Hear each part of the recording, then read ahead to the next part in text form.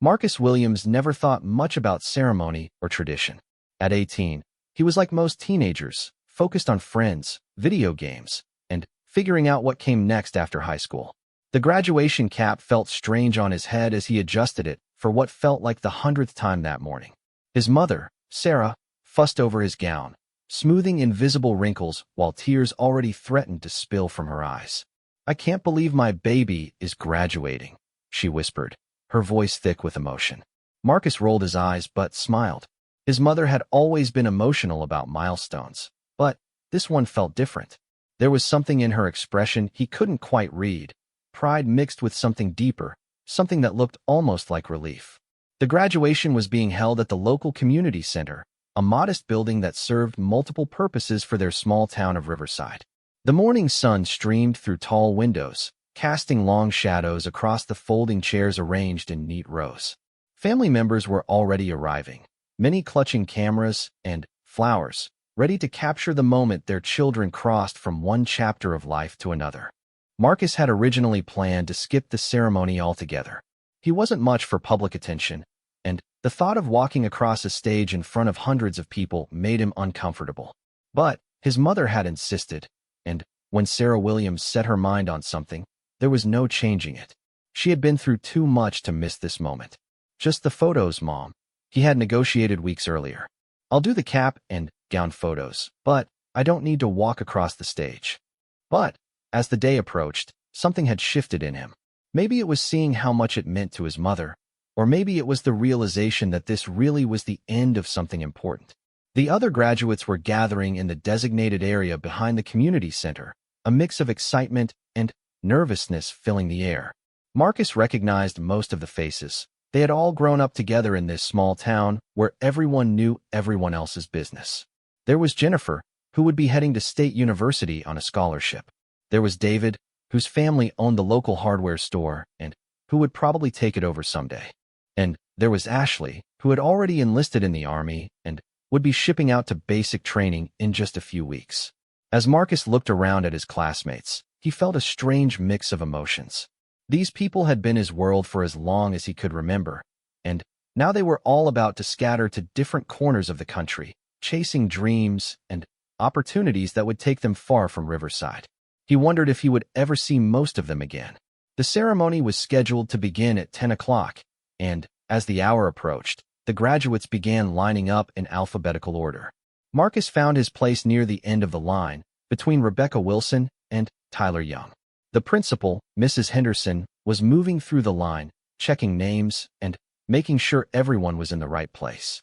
She had been at the school for over 20 years and had watched many classes graduate, but she still treated each ceremony as if it were the most important event of her career. "Remember," she told the students as she moved through the line, "walk slowly, shake hands with both the superintendent and myself, take your diploma with your left hand so you can shake with your right, and wait for the photographer before moving on." The instructions had been repeated so many times over the past week that Marcus could recite them in his sleep. But as the graduates began to file into the community center, Marcus noticed something unusual. There were more people in uniform than he had expected to see. Most graduations in Riverside had a few family members who served in various branches of the military, but today there seemed to be an unusually high number of men and women in military dress uniforms scattered throughout the audience. Marcus's attention was drawn to a particular section near the front where several Marines were seated together. Their dress blue uniforms were immaculate, their posture perfect even while sitting. At the center of the group was a man who clearly outranked the others. His uniform bore the eagles of a full colonel, and there was something about his bearing that commanded respect even from a distance. The sight of the Marines made Marcus think about his own future, which was still largely uncertain. He had applied to several colleges, but hadn't made any firm commitments. His grades were good enough to get him into most state schools, but he wasn't sure what he wanted to study. Part of him had considered the military, especially after talking to Ashley about her decision to enlist, but he hadn't taken any concrete steps in that direction. As the graduates took their seats in the front section of the community center, Marcus found himself continuing to glance back at the Marines. There was something compelling about their presence, something that spoke to ideals of service and honor that he had been thinking about more and more lately. His own father had served in the army, though Marcus barely remembered him. Sarah rarely talked about his father, and Marcus had learned not to ask too many questions about a subject that clearly caused her pain. The ceremony began with the traditional pomp and circumstance march, and Marcus felt his heart begin to beat a little faster. Despite his earlier reluctance, he was beginning to feel the weight of the moment. This was the end of his childhood, the official beginning of whatever came next. As the principal welcomed the gathered families and friends, Marcus looked out into the audience and spotted his mother in the third row, her camera already in hand and tears already flowing. The valedictorian, Jennifer, gave a speech about new beginnings and the importance of following your dreams. It was the kind of speech that every graduation seemed to have, full of inspirational quotes and hopeful platitudes, but somehow it felt more meaningful when delivered by someone you had known since kindergarten. Marcus found himself actually listening, actually thinking about what she was saying about the responsibility they all had to make the world a better place. Then came the moment everyone had been waiting for, the presentation of diplomas. One by one, the graduates' names were called, and they walked across the small stage that had been set up at one end of the community center. Each student shook hands with the principal, and the superintendent received their diploma and paused for a quick photo before moving to the other side of the stage. As the alphabet progressed and Marcus's turn approached, he felt his nervousness increasing. He had never been comfortable being the center of attention, and the thought of all those eyes on him made his palms sweat. But as Marcus Williams was finally called, he stood up and began the walk across the stage that would officially mark his transition from high school student to graduate. What he didn't expect was what happened next. As Marcus approached the center of the stage, the Marine colonel in the audience suddenly stood up. For a moment, Marcus thought perhaps the man was simply adjusting his position or preparing to leave. But then other Marines began to stand as well, and Marcus realized that something unusual was happening. The colonel stepped forward, moving toward the stage with purpose and determination. The audience, which had been maintaining the polite applause that accompanied each graduate, began to murmur with curiosity and confusion. Even Marcus paused mid-step, uncertain whether he should continue across the stage or wait to see what was happening. Mrs. Henderson, the principal, looked as confused as everyone else. In her 20 years of conducting graduation ceremonies, she had never had anything like this happen. The careful choreography of the event was being disrupted, but there was something about the colonel's demeanor that suggested this was not a random interruption. Marcus stood frozen on the stage, his diploma halfway extended toward him as the colonel approached. The man's face was serious, but not stern, and there was something in his eyes that Marcus couldn't quite identify. It wasn't anger or displeasure. It was something deeper, something that seemed to carry the weight of understanding and respect. The entire community center had fallen silent now, hundreds of people watching as this unexpected drama unfolded.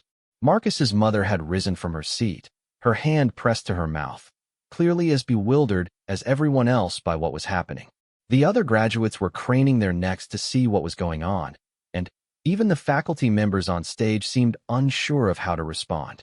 The colonel reached the edge of the stage and looked directly at Marcus. When he spoke, his voice carried clearly through the silent room, each word deliberate and weighted with meaning that Marcus was only beginning to understand. "Son," the colonel said, "I think it's time you knew something about your father." The words hit Marcus like a physical blow. His father, the man he barely remembered, the subject his mother never wanted to discuss, the absence that had shaped his entire childhood without him fully realizing it. Suddenly, the presence of all these Marines, the colonel's purposeful approach, the disruption of what should have been a simple graduation ceremony, it all began to make a terrible and wonderful kind of sense. Marcus felt his legs go weak, and he was grateful for the solid stage beneath his feet. The diploma in the principal's outstretched hand seemed to belong to another world now, a simpler world where the biggest concern was walking across a stage without tripping. That world had just disappeared forever, replaced by something larger and more complex than Marcus had ever imagined. The colonel continued to look at him with those understanding eyes, and Marcus realized that this man knew something about his family, about his history, about the father he had spent 18 years wondering about. The graduation ceremony, the community center, even his own nervousness. All of it faded into the background as Marcus prepared to learn something that would change everything he thought he knew about himself and his family. As the silence stretched on, Marcus became aware of his own heartbeat, loud in his ears like a drum marking time between his old life and whatever was about to begin. He looked out into the audience and saw his mother's face, pale and stricken, and he realized that she knew exactly why the colonel was here. She had been waiting for this moment, perhaps dreading it, for 18 long years. The weight of unknown history pressed down on Marcus as he stood there on that small stage in front of his entire community, about to discover that his graduation day would be remembered not for the diplomas handed out or the speeches given, but for the moment when a Marine colonel decided it was time for a young man to learn the truth about his father's sacrifice. Colonel James Patterson had been carrying this burden for 18 years. As he looked up at the young man on the stage, a young man who bore such a striking resemblance to his father that it took Patterson's breath away, he knew that this moment had been inevitable from the day Marcus was born. "Marcus," the colonel said, his voice carrying across the silent community center, "your father was Sergeant First Class Michael Williams, United States Marine Corps. He was under my command in Afghanistan, and he died saving the lives of 12 Marines and countless Afghan civilians." The words hung in the air like smoke from a battlefield. Marcus felt the world tilt beneath his feet, and he had to grip the edge of the podium to keep himself steady. His father, the mysterious figure who had been absent from every birthday, every Christmas, every milestone of his life, had been a Marine, had been a hero, had been dead for longer than Marcus had been alive. Sarah Williams had collapsed back into her seat, her face buried in her hands. The secret she had carried for 18 years was finally out, spoken in front of their entire community by a man she had hoped would never find them. But she had always known this day might come. The military took care of its own, and they never forgot their fallen. Colonel Patterson continued, his voice steady despite the emotion Marcus could see in his eyes. "Your father volunteered for a mission that everyone knew was extremely dangerous. There was a school in a remote village that was being held by insurgents. They had taken the children and teachers hostage. Command was prepared to wait for reinforcements. But your father argued that every minute we waited was another minute those children were in danger." Marcus tried to process what he was hearing, but it felt like trying to hold water in his hands. His father, his hero father who he had never known existed, had died trying to save children. The father he had sometimes resented for not being there had actually died before Marcus was even born, died doing something noble and brave and selfless. The mission was supposed to be reconnaissance only, Patterson continued. "We were just supposed to gather intelligence so that a larger force could plan a rescue operation. But when we got there and saw the situation..." The colonel paused, his jaw tightening as he remembered that day 18 years ago. "Your father made a choice. He saw those children, some of them not much older than 5 or 6, and he couldn't walk away." The audience in the community center was completely captivated now. This was not the graduation ceremony they had come to see, but nobody moved to leave. They were witnessing something profound and deeply personal, and they seemed to understand instinctively that this moment was bigger than any individual ceremony. "Sergeant Williams developed a plan," Patterson said. "It was risky, but it was the only chance those children had. He would create a diversion at the front of the building while the rest of us got the civilians out through the back. He knew it was dangerous. We all knew it was dangerous. But he said something I'll never forget." The colonel's voice grew quieter, but somehow every word carried clearly through the room. He said, "Sir, I'm about to be a father myself. I can't live with myself if I don't try to get these kids home to their parents." Marcus felt tears beginning to sting his eyes. His mother had been pregnant with him when his father died. His father had died thinking about him, about becoming a parent, about the responsibility of protecting children everywhere. "The plan worked," Patterson continued. "Your father drew the insurgents' attention, and we were able to get all 37 civilians out safely. But in the process, your father was surrounded. He held his position for over 20 minutes, giving us time to get the civilians to safety and for reinforcements to arrive. When we finally reached him," the colonel's voice broke slightly. He was gone. But those children, those teachers, they all made it home because of your father's sacrifice. The silence in the community center was complete now. Even the small children who had been fidgeting in their seats seemed to sense the gravity of the moment. Marcus stood on that stage, still in his graduation cap and gown, feeling as if he were being rebuilt from the ground up with each word the colonel spoke. Your father was posthumously awarded the Navy Cross for his actions that day, Patterson said. It's the second highest decoration for valor in the Marine Corps. But, more than that, he saved 37 lives. Those children he rescued? They're adults now. Some of them have children of their own. They're doctors and teachers and shopkeepers and farmers, living full lives because your father was willing to give his own. Marcus looked out into the audience and saw his mother watching him, her face streaked with tears, but somehow also showing relief. The burden of carrying this secret alone for 18 years was finally being shared, and Marcus could see the weight lifting from her shoulders even as it settled onto his own. But why now? Marcus managed to ask, his voice hoarse with emotion. Why are you telling me this today? Colonel Patterson smiled, and for the first time since he had approached the stage, Marcus could see warmth in his expression. Because you're 18 now, son. You're a man. And because... He paused, reaching into his jacket pocket. Your father asked me to give you something when you came of age. From his pocket, Patterson withdrew a small wooden box, worn smooth by years of handling. Your father gave this to me the night before the mission. He had a feeling, call it intuition, call it a premonition, that something might happen. He made me promise that if anything did happen, I would find his child when they turned 18 and give them this. Patterson climbed the steps to the stage, and, suddenly, Marcus was face to face with this man who had known his father, who had been there in his final moments. The colonel was shorter than Marcus had expected, but there was something in his presence that filled the entire room. Your father wanted you to have choices, Patterson said as he handed Marcus the box. He wanted you to know where you came from, but he also wanted you to be free to choose your own path. This box contains his dog tags, a letter he wrote to you, and something else that I think will surprise you. With trembling hands, Marcus opened the box. Inside, nestled in faded blue fabric, were his father's military dog tags, their metal surface worn but still clearly readable. Beneath them was an envelope with "To my child," written in careful handwriting, and below that was something unexpected, a small silver cross on a delicate chain. Your father wasn't particularly religious, Patterson explained, but he carried that cross because it belonged to his own father, your grandfather, who served in Vietnam. It's been passed down through 3 generations of military service. Your father wanted you to have it, regardless of whether you chose to serve or not. Marcus lifted the cross from the box, feeling its weight in his palm. Such a small thing, but it connected him to a legacy he had never known existed. His grandfather had been a soldier, his father had been a Marine, and now he held the physical link between them all. There's something else, Patterson said.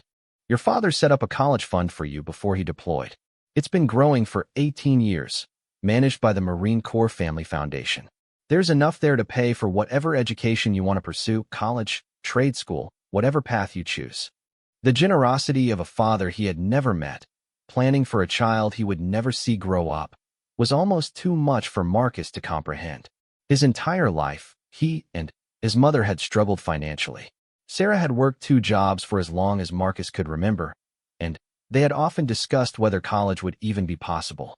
And all this time, there had been money waiting for him, money from a father who had thought ahead even in the face of mortal danger. But the most important thing your father wanted me to tell you, Patterson said, is that whatever you choose to do with your life, he's proud of you. He knew he might not be there to see you grow up, but he believed that with your mother raising you, you would become a good man. And looking at you now, seeing the kind of person you've become, I know he was right. Marcus looked down at the letter in the box, his father's final words to him. Part of him wanted to read it immediately, but another part wanted to save it, to have something to look forward to when this overwhelming moment had passed, and he could process everything privately. Your mother, Patterson continued, turning to look at Sarah in the audience, is a remarkable woman. She chose to raise you away from the military community because she wanted you to have a normal childhood, free from the weight of your father's sacrifice. She could have moved near a base, could have had the support of other military families, but she wanted you to find your own identity first. Sarah had stood up now and was making her way toward the stage. As she climbed the steps, Marcus could see 18 years of love and sacrifice and worry in her face. She had been both mother and father to him, had worked endless hours to provide for them both, had answered his questions about his father with careful half-truths that protected him while he was too young to understand the full story. "I'm sorry, baby," Sarah whispered as she reached Marcus, pulling him into a hug that felt like it contained every hug they had never shared with his father. "I wanted to tell you so many times, but I didn't know how. I didn't want you to feel pressured to follow in his footsteps. I wanted you to be free to choose." Marcus held his mother tight, understanding for the first time the impossible burden she had carried. She had raised the son of a war hero while keeping that heroism secret, had let Marcus sometimes feel resentful about his father's absence rather than explain the noble reason for it. She had sacrificed her own need to honor her husband's memory in order to give their son the freedom to become his own person. "I understand, Mom," Marcus said, and he meant it. "I understand why you did it this way." Colonel Patterson cleared his throat gently, and Marcus and his mother separated to look at him. "There's one more thing," he said. "If you're interested, Marcus, the Marine Corps would be honored to have you. Your father's reputation opens doors, but you would have to earn everything yourself. No free rides, no special treatment.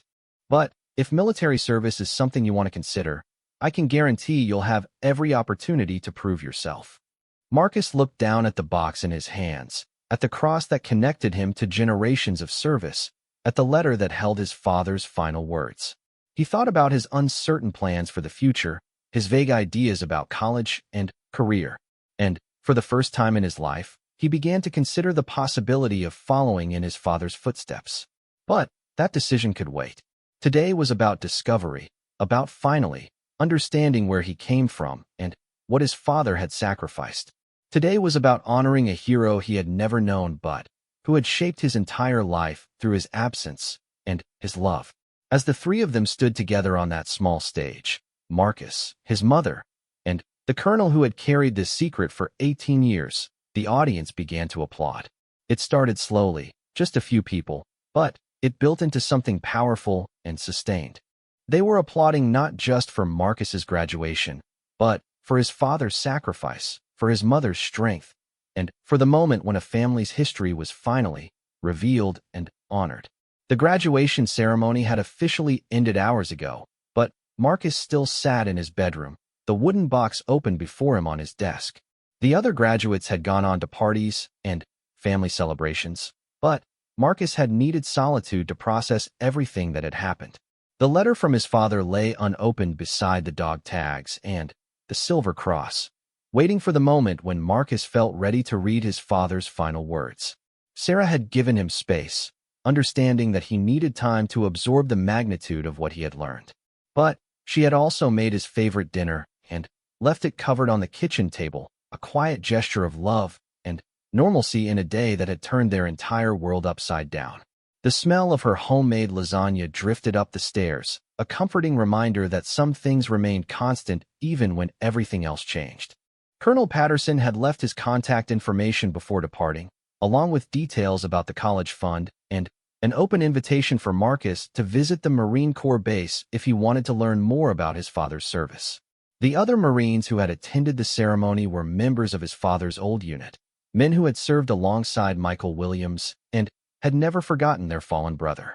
They had been waiting 18 years for this moment too, carrying their own memories and stories about Marcus's father. As evening settled over the small town of Riverside, Marcus finally picked up the envelope. His name was written on the front in his father's careful handwriting. Marcus, in simple block letters that somehow conveyed more love than any elaborate inscription could have. The envelope was worn at the edges from years of being handled, and Marcus wondered how many times Colonel Patterson had looked at it over the years, wondering when the day would come to deliver it. Inside was a single sheet of paper, covered in the same careful handwriting. Marcus took a deep breath and began to read. "My dear child, if you are reading this, then Colonel Patterson has kept his promise, and you are now 18 years old. I am writing this letter the night before a mission that may be my last, and I find myself thinking about all the things I want to tell you, all the advice I want to give you, all the moments I may not be there to share. First, I want you to know how much I love you already, even though we haven't met. Your mother tells me you kick a lot, which makes me smile because it means you're strong and full of life. She also tells me that you respond to music, especially when I sing to her belly. I hope that means you'll inherit my love of music, though your mother's voice is much better than mine. I don't know if you'll be a boy or girl, but I already know you'll be amazing because you have the best mother in the world. Your mom is the strongest, kindest, most beautiful person I've ever known. Whatever happens to me, she will raise you to be a good person. Trust her, listen to her, and remember that everything she does is because she loves you more than life itself. By the time you read this, you'll be old enough to make your own decisions about your future. I hope you'll choose a path that makes you happy and that allows you to make a positive difference in the world. Whether that's as a teacher, a doctor, an artist, a business owner, or yes, even a Marine, what matters most is that you follow your heart and treat other people with kindness and respect. If you're wondering about the cross in this box, it belonged to your grandfather, my father. He carried it through Vietnam, and I've carried it through 3 deployments. It's not about religion, necessarily, though faith can be a source of strength. It's about remembering that we're all connected, that we all have a responsibility to look out for each other. Your grandfather taught me that, and I hope I'm teaching it to you now through this letter. I've set aside some money for your education because I believe that knowledge is the most powerful tool a person can have. Use it wisely. Learn everything you can, not just about your chosen field, but about the world and the people in it. Travel if you can. Meet people who are different from you. Challenge your own assumptions, and never stop asking questions. If you choose to serve in the military, know that it's an honor and a responsibility that I would be proud to share with you. But also know that there are many ways to serve your country and your community. The teacher who inspires a child to love learning is serving. The doctor who treats patients regardless of their ability to pay is serving. The person who stands up for someone being bullied is serving. Service isn't about the uniform you wear. It's about the choices you make every day to help others. I need you to know that if something happens to me, it won't be because I was careless or reckless. It will be because sometimes doing the right thing requires taking risks. I need you to understand that there are things worth fighting for, worth sacrificing for. Freedom, justice, the protection of innocent people, these aren't just words. They're principles that good people have always been willing to defend. But I also need you to know that the most important thing you can do with your life is to be happy. Find work that fulfills you. Find friends who support you. Find someone to love who loves you back. Have children if you want them. Laugh often. Be generous with your time and your kindness. Don't waste energy on grudges or hatred. Life is too short and too precious for that. There's something else I want to tell you about our family. We come from a long line of people who believed in service and sacrifice, but we also come from a long line of people who believed in hope and love. Your great-grandmother survived the Depression by helping her neighbors even when she barely had enough for her own family. Your great-grandfather worked 2 jobs to send your grandmother to college when most women didn't have that opportunity. Your grandmother volunteered at the local hospital for 40 years. These are the people whose blood runs in your veins, and their legacy is one of making the world a little bit better wherever they were. I wish I could be there for your first day of school, your first heartbreak, your graduation, your wedding, the birth of your own children if you choose to have them. I wish I could teach you to drive, and to throw a baseball, and to change a tire. I wish I could embarrass you by cheering too loudly at your games, and taking too many pictures at every milestone. But even if I'm not there physically, I want you to know that I'm with you in spirit, proud of every step you take, and every choice you make. Your mother will probably try to shield you from some of the harder truths about my service and about the world in general. That's because she loves you and wants to protect you. But when you're ready for the whole truth, ask Colonel Patterson. He was there for everything, and he'll tell you honestly about the good and the bad, about the reasons we fight and the cost of that fighting. I hope you'll visit my grave someday, not because I need you to, but because it might help you feel connected to me. I hope you'll put flowers there occasionally. Your mother's favorite are daisies, by the way. I hope you'll tell me about your life, your dreams, your successes, and your failures. I may not be able to answer, but I promise I'll be listening. Most of all, I hope you'll forgive me for not being there. This wasn't the plan. The plan was to come home from this deployment, to hold you for the first time, to be the father you deserved. But sometimes life doesn't follow our plans, and sometimes we have to make choices that hurt the people we love most in order to protect the people who need our help. You are loved, more than you can possibly imagine. You are the product of the greatest love story I've ever been part of, and you carry within you the hopes and dreams of everyone who came before you. But more than that, you are your own person with your own gifts and your own destiny. Don't feel pressured to live up to anyone else's legacy. Create your own. Be brave, be kind, be true to yourself. The world needs more people like that. All my love, always and forever, your father, Sergeant First Class Michael Williams, United States Marine Corps. Marcus read the letter 3 times, tears flowing freely down his cheeks. His father's voice came through so clearly in those written words that Marcus felt as if he had finally met the man who had given him life. The love in every sentence was overwhelming, but it was the practical advice, the genuine concern for Marcus's happiness and future that touched him most deeply. When he finally set the letter down, Marcus felt something shift inside him. The uncertainty about his future that had plagued him for months was beginning to crystallize into something clearer. Not certainty, exactly, but a sense of direction that had been missing before. He picked up his phone and called Colonel Patterson, whose number was now saved in his contacts. "Colonel, it's Marcus Williams. I hope I'm not calling too late." "Not at all, son. I was hoping to hear from you." "Did you read your father's letter?"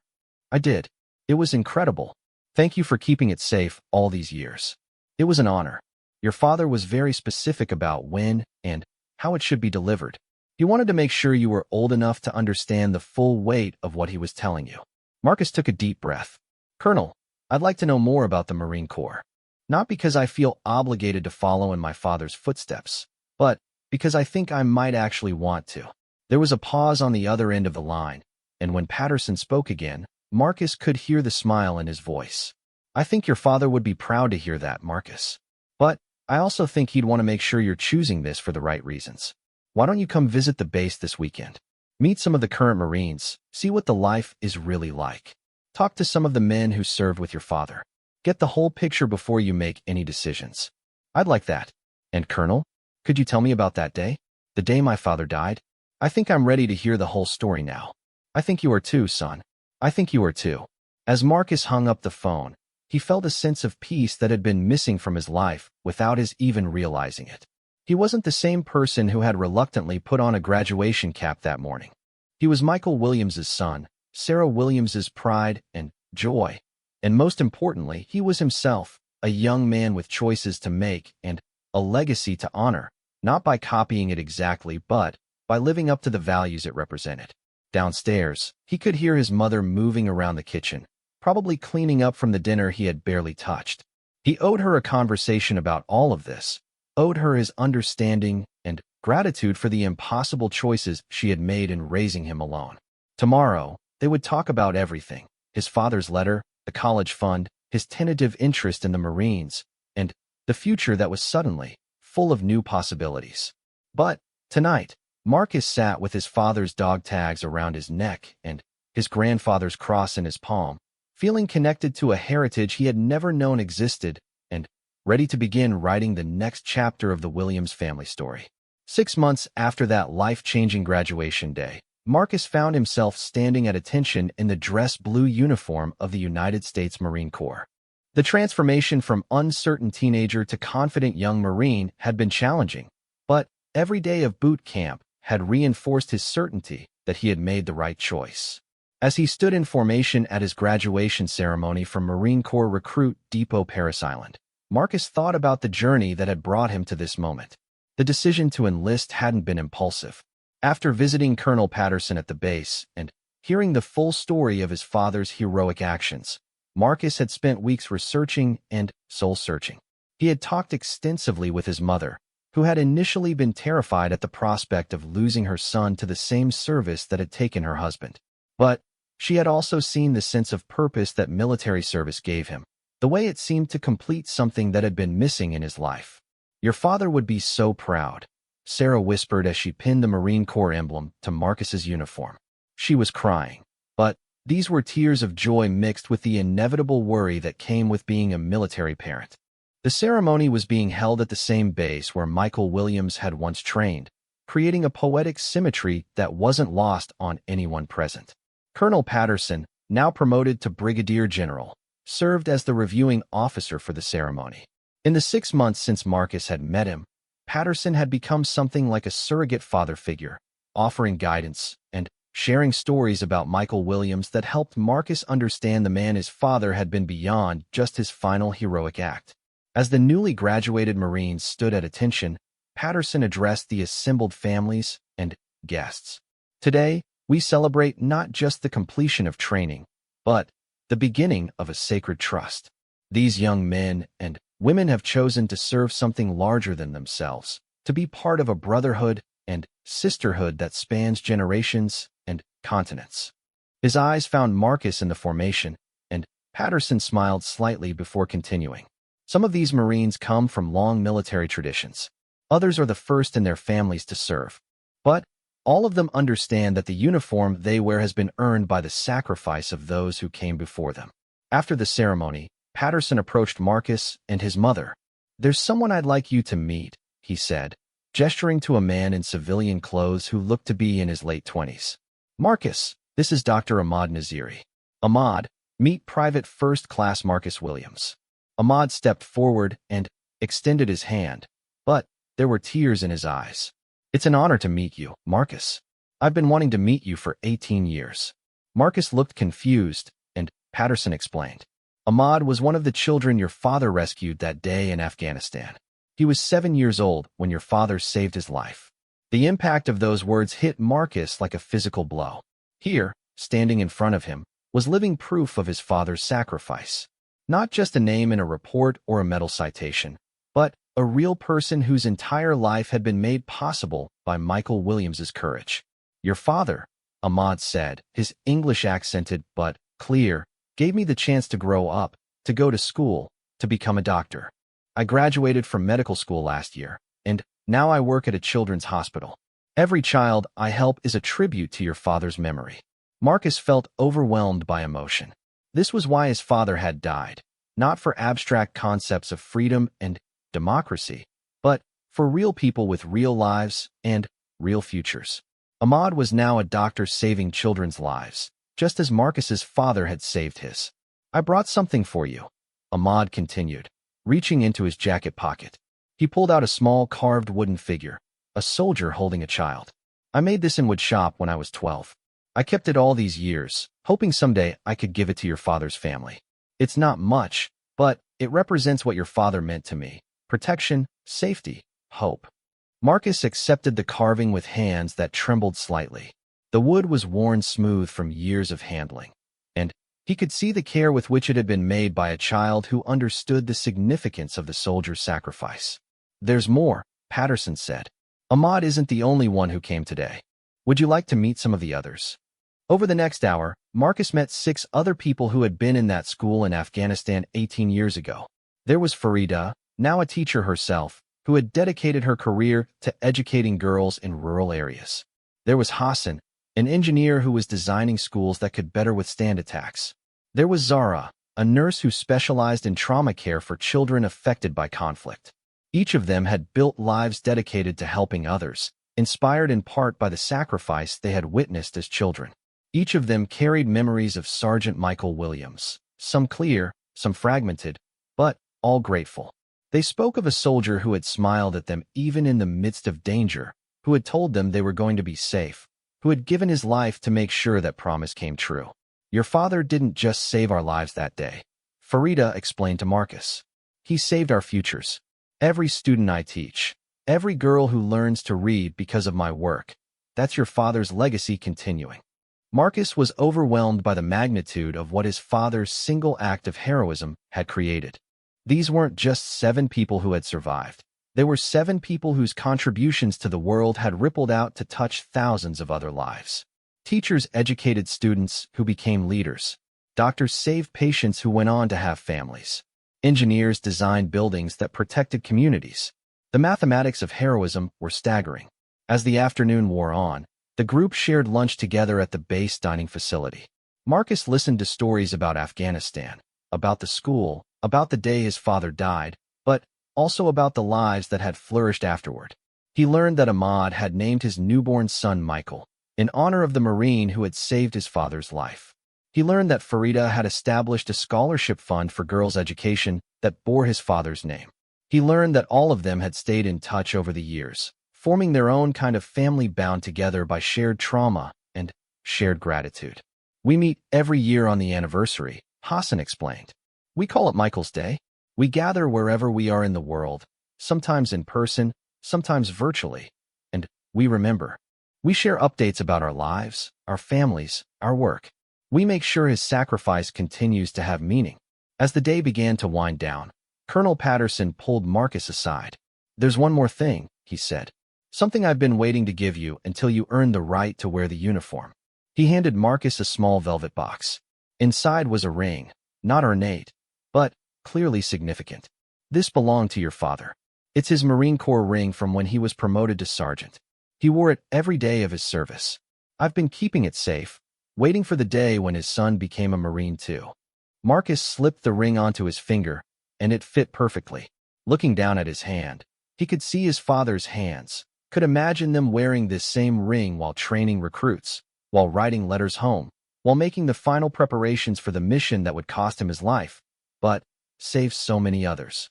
Your father would be proud of the man you've become, Marcus, Patterson said. But more than that, I think he'd be proud of the choice you've made to continue serving others. The uniform is just the beginning. What matters is what you do while wearing it. As the sun began to set over the base, the group of survivors prepared to return to their various homes around the world. But before they left, they gathered around Marcus for one final moment. We want you to know, Ahmad said, speaking for all of them, that you're part of our family now. Your father's sacrifice connected us all, and now you're part of that connection. Whatever happens in your career, whatever challenges you face, you have brothers and sisters around the world who will be thinking of you, praying for you, supporting you. Marcus looked around at these remarkable people who had turned a tragedy into a catalyst for positive change in the world. His father had died to save 7 children, but those 7 children had grown up to touch thousands of other lives. The ripples of one man's heroism had spread across continents and generations, and now Marcus was part of that expanding circle of influence. As he drove home with his mother that evening, both of them quiet and reflective after the emotional day, Marcus felt a profound sense of completeness. The questions that had plagued him for months about his identity and his purpose had been answered in ways he could never have imagined. He wasn't just Michael Williams' son. He was part of a larger story about sacrifice and service that was still being written. Mom, he said as they pulled into their driveway. Thank you for waiting to tell me about Dad until I was ready to understand. I know it must have been hard carrying that secret for so long. Sarah smiled, reaching over to squeeze his hand. It was hard, baby. But seeing you today, seeing the man you've become, and the choice you've made, I know we did it right.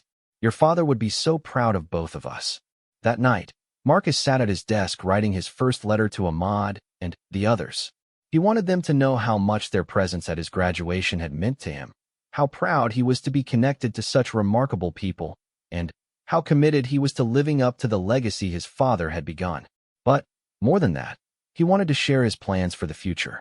He had been accepted into the Marine Corps Officer Training Program, with plans to specialize in humanitarian operations. He wanted to follow in his father's footsteps not just as a Marine, but as someone who used military service as a tool for protecting the innocent and making the world a better place. As he sealed the letter, Marcus looked up at the wall where he had hung his father's portrait, a formal military photograph that Colonel Patterson had given him. Michael Williams looked young and serious in the photo, but there was something in his eyes that Marcus recognized now. It was the look of someone who understood that true strength came not from the ability to destroy, but from the willingness to protect. The wooden soldier figure that Ahmad had given him sat on the desk beside the letter, a reminder that heroes were measured not by the battles they won but by the lives they saved. And, as Marcus prepared for bed, Wearing his father's ring and carrying his grandfather's cross, he felt ready to begin his own chapter in the Williams family tradition of service. The circle that had begun with his father's sacrifice 18 years ago was now complete, but it was also beginning anew. Marcus Williams was no longer just the son of a hero. He was a hero in training, ready to write his own story of courage, service, and sacrifice in protection of those who needed it most.